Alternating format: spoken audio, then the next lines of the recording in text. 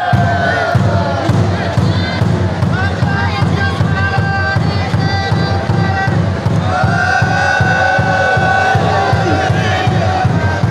अज़ान से पहले कुछ सेकंडों के लिए धमाल लगती है। ऐलान किया जाता है कि अभी अज़ान आने वाली है। ये सखी लाल शहबाज कलंदर की दरबार का रूल है, उसूल है। अज़ान से पहले चंद सेकंडों के लिए ये नगारे बजाए जाते हैं।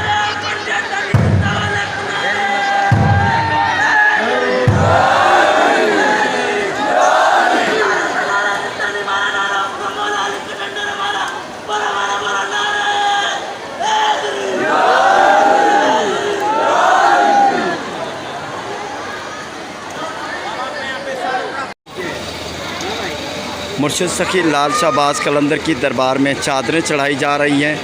कलंदरी मेहमानों की आमद जारी है। मुर्शिद सखी लाल शहबाज कलंदर के अकीदतमंद पूरी सिंध से, पूरे पाकिस्तान से आ रहे हैं। सखी लाल शहबाज कलंदर की दरबार पर चादरें चढ़ाई जा रही हैं।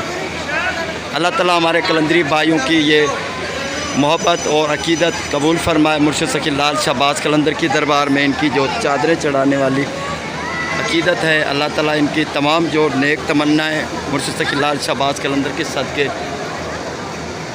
तमाम दुआएं कबूल हों।